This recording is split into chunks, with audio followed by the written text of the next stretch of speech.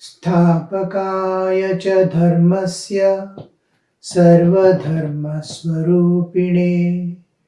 अवतारवरिष्ठाय रामकृष्णाय ते नमः.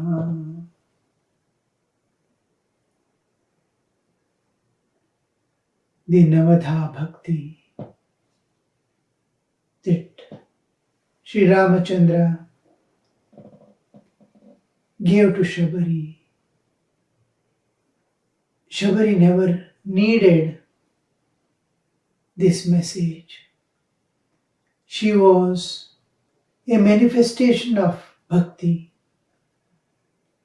like Meera, Tulsidas, and all, and much more deeper and much more intimacy than the normal saints that we see through the history,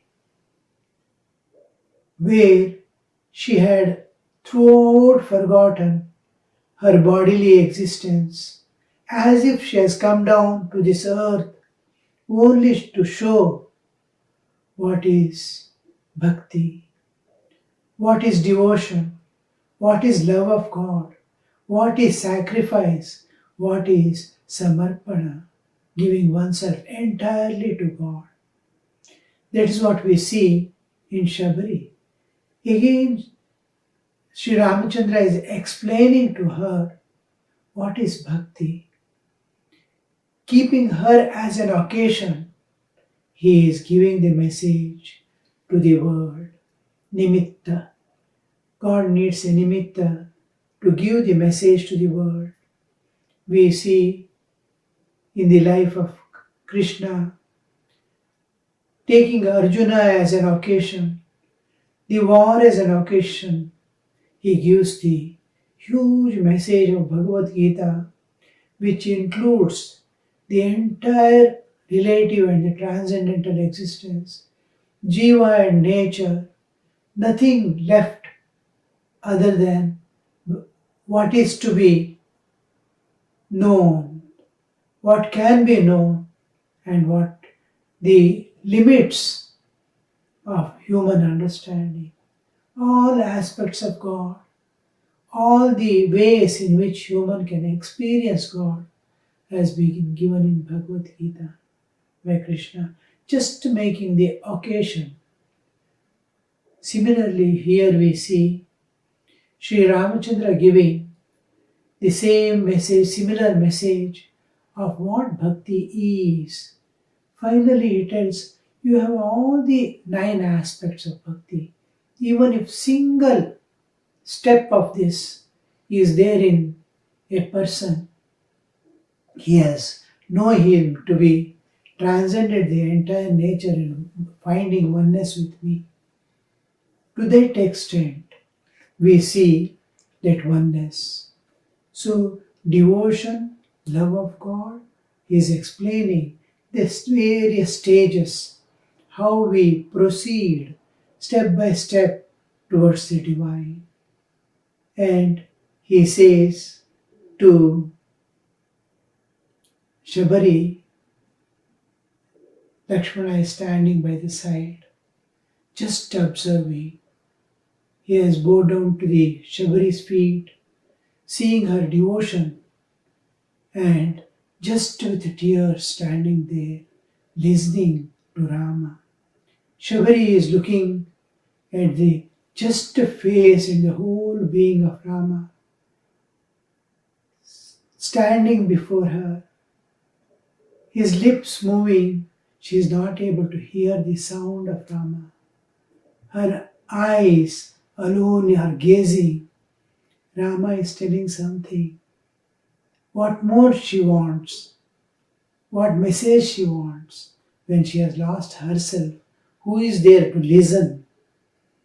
And then she is just looking at the Rama's form, the transcendental reality, the ultimate reality, the bliss, ocean of bliss, peace, love, absolute, He is in the form, has taken a form for the sake of devotee. Here we see two aspects. One, the Shabari's bhakti, how the bhakti will be and how the Bhagavan responds to that bhakti. She had no doubt to wait for her whole life, but every devotee, however long they may have to stand and wait, they do it. Waiting, waiting, waiting. There is no testing of patience. They are beyond all limitations because of their devotion. If they are asked to wait for thousands of lives, take thousand, they joyfully wait. Oh, the time passing, every moment in the thought of divine. And she has spent the whole life just waiting for Rama to come, calling on him, doing all the same thing what she has been doing, the routine, collecting flowers, fruits. Same thing is continuing every day, untiringly, the entire life. Never the thought came in her mind, oh, what is this I've been doing all these years, and what is the fruit that I'm getting? No. The faith, when this is called faith, the faith is when the tests come, when trials come, when situations come in such a way that they have lost themselves in the world, still the faith doesn't shake. The dependence doesn't shake. The love doesn't shake because it is unconditional love. It is not conditional. It is we study in Buddhism the surrender to Guru. Once a disciple goes to Guru, the disciple has to surrender his all rights and himself at the feet of Guru. Whatever Guru says, suppose Guru asks, be there, standing there, you will see he goes on standing, standing, standing. Suppose Guru forgets that he is asked to stand there, days pass, he will not move from there. That much of surrender to Guru. And here, lives after lives, my existence is placed at the feet of God in devotion. My entire existence. I don't have any individual will to act. Once it is given forever. I have no thoughts. A thought must appear in my mind by the will of God, not my will. I have nothing to achieve, nothing to lose, nothing to change, nothing to act. All rights are totally handed over to the Lord. That kind of surrender, that kind of giving, that kind of total resignation to the Lord we see in. And on the other side, in Shabari we see, and on the other side, the Rama is standing there. Now, the Rama is not the Dasharatha's putra. He is not a human being who is showing so much of perfection, but here his transcendental reality manifesting through that body and mind. Shabari is seeing not the Rama of the Dasharatha Putra. She is seeing the absolute existence, the transcendental reality, the ocean of bliss, the ocean of peace, the ocean of love, projecting in and through that body. She has, just like it is a kind of, we can say, a Nirvikalpa Samadhi like. She is seeing, it is the experience of the Lord of the universe, the Ishvara's Sarvajñatva, that he knows the transcendental aspect of his existence. He knows the relative existence. He knows every jiva's karma. He knows everything about the universe, how many cycles it has taken, endless, and God knows everything. The Ishvara, the Lord of the universe. He knows the transcendental, he knows the relative in front of him, he knows his own existence, pervading the two. So, like that, Shabari is able to see the absolute, the relative, the avatara, and our whole picture. And she is just seeing the lips moving of Rama. This is, we see a similar experience Vivekananda will have when Sri Ramakrishna says, "What are you saying? What are you thinking?" In the very body in which you are seeing, the one who was Rama, one who was Krishna, is here in this body.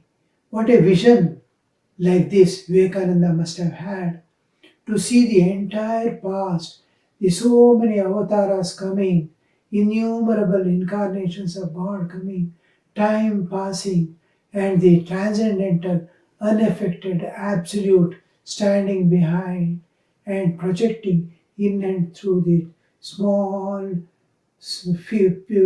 bodily structure lying helplessly on that cot.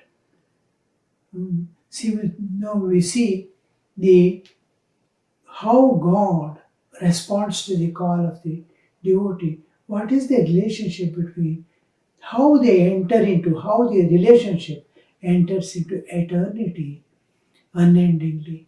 This aspect we see that the whole picture of the absolute and the relative is there. So we hear the Rama looking at her. Rama's view is of the entire universe. The innumerable beings there caught in the Maya's realm we see, and we see on the other side the beautiful aspect, the Rama trying to feed every jiva with this kind of love that makes one transcend the nature and go beyond. So we will be understanding what exactly Rama, how does he expect the other jivas also come to that state of Shabari where they understand God intimately, love God intimately, and be one with the Lord. And the 9 steps, one by one, one by one, one by one, he reveals. So we will just go through the text and the what Rama says about the bhakti. Sri Ramachandra says to Shabari, Navadha bhakati कहूँ तो ही पाही सावधान सुनु धरु मन माही प्रथम भगति संतन कर संगा दूसरी रति मम कथा प्रसंगा. The 9 types of bhakti I am going to tell you. The 9 steps that you have to climb and reach. It is like I am standing somewhere on the highest platform. There are various steps. 9 steps are there, by which the 9th step you are going to be one with it. And he assures every step that you transcend, you are with me in some way or other. That is sufficient to you transcend your existence and be with me. So Navadha Bhakti Kahau Tohi Pahi. Having reached you, you having reached me, I am going to tell you the ninefold devotion. The devotion and love. There is slight difference. Earlier also we have seen in detail what is that difference between love. Love is where I totally give myself, where I dissolve my existence. In love I dissolve my existence. And in other part, the devotion, I retain myself to serve you, to love you in a different way through service, through activities, through keeping awareness of your existence. I feeling myself concerned about you in some relationship, as a mother, as a child, as a devotee, as a friend, any of the relationships, the human relationship, any type of relationship I can have with God. And there I see I am devoted in a particular way to God. I retain my separation from God, but feel the inner oneness. I am one with God from one aspect of my existence, and I am separate from God as a devotee in another aspect of my own existence. I am feeling that oneness like mother holding a child. The hearts have met, hearts are together, love is there, and the mother is taking full care of child, serving, nourishing, everything is happening, but these hearts have become one. So in devotion, I find that oneness with God. Devotion doesn't begin till your separation from God is separated. I don't have any limitation, anything between me and God. I am totally open. I am totally exposed. He enters into me, I enter into God. But in another aspect, I retain that separation. There is devotion. I am devoted to Him. I am devotee. The duality is made. Devotion has the two aspects together. To be one with God, to love God intimately, at the same time retain in pure love of God. There won't be duality. Now and then a little separation appears to be there. It is like Tandra Sthiti, not Nidra. I am neither awake nor enter into sleep. It is oscillating between the waking and sleeping. I am one with the sleep, a little awareness of the external world is there. So existence of God independent of me is just a small awareness, but I have dissolved most of my existence in love of God, in ecstatic love of God. So here you see the Navada Bhakti. Bhakti is devotion. Prema is love. When prema comes into picture, there is no steps or it is lost. You are started losing yourself from as if from Savikalpa you are entering into Nirvikalpa. Then you are dissolving. So here we see Navada Bhakti, the devotion to God. How will I find my oneness with God? At the same time, I devote my separation with God also. Because God expects the devotee to participate in a way in his life, and God wants to participate in the life of the devotee. These, so Navadha Bhakti, the 9 steps, Navadha. Actually, dha is used in different aspects of the same, but here we take it as different steps. A thing is there, it's a diamond, suppose. There are various phases of the diamond. Hmm. There are various phases, different aspects of the same, and different steps are little different from the different aspects. Now, the 9 ways you can see.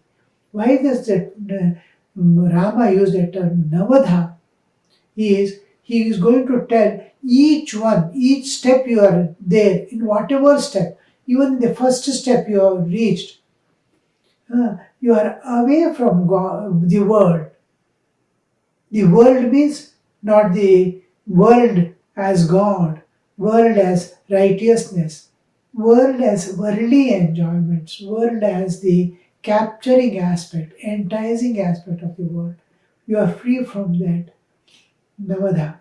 So each one of the step, suppose a person is there who is not crossed first and second step, but suddenly has landed himself in the third step, doesn't matter. 10th step, 9th step, 10th step is total oneness with God.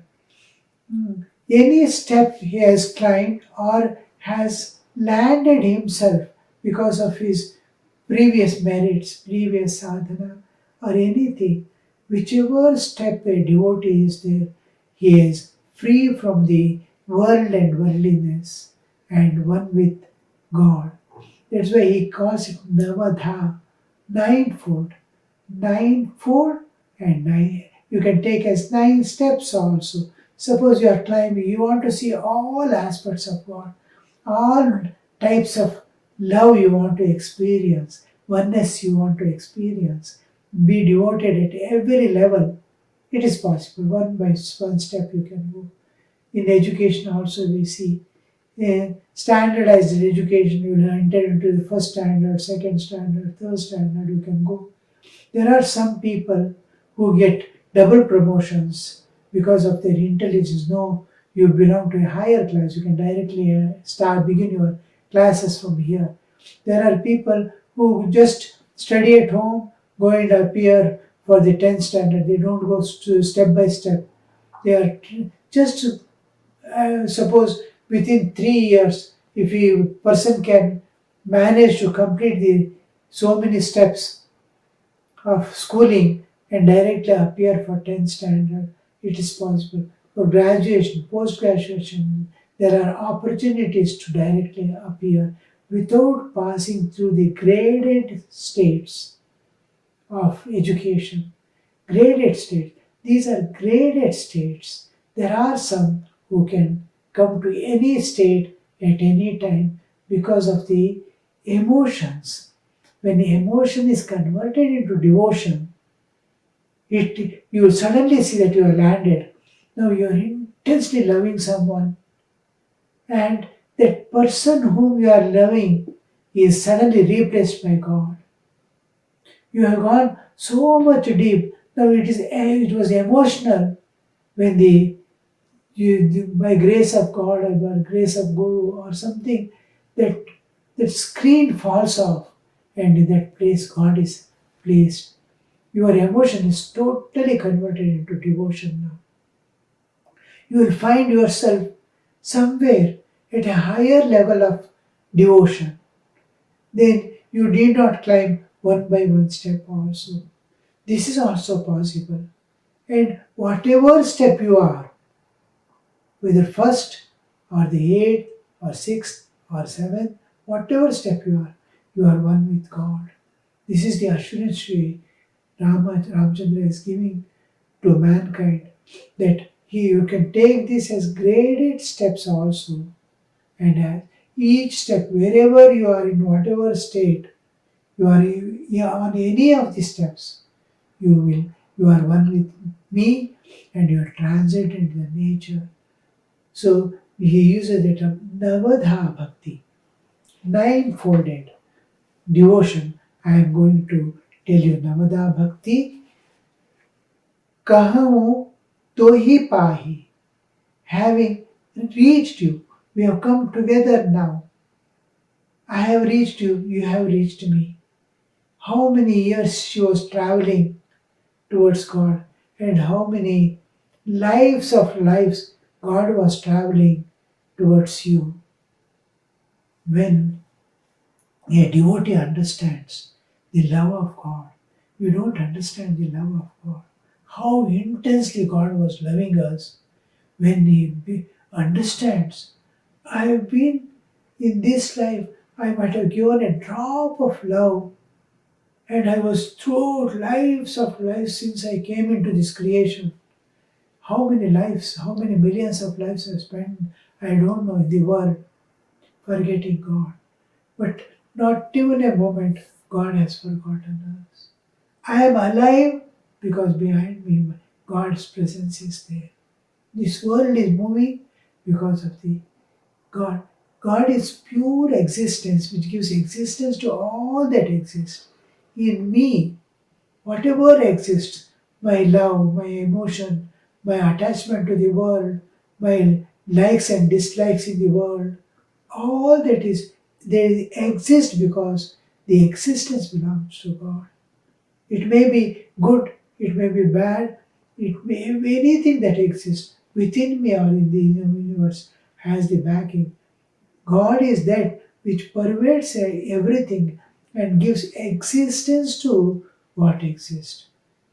There we differentiate the power of God in different ways: Rajas, Tamas, and Sattva. Sattva is what takes you very close to God, and Tamas is what takes you to much towards the world. You become Tamasika, you become Rajasika, running about here, there, activities. And Sattva is where you get calmness. You have finished all the play in the world and you are moving towards the perfection. There you see you are reaching a state of existence. You are reaching a state of perfection. So here we see you have transcended the tamasah parastat. God, when you reach the Vedahamitam Purusham Mahatam Aditya Varnam tamasah parastat, that I have been transcending the entire universe and entering into the absolute reality. So this we see the Navada Bhakti is a introduction to your reaching the perfection at every level of your being. We will continue in the next class. Om Shanti Shanti Shanti Harihi Om Tat Sat Shri Ramakrishna Arpanamastu.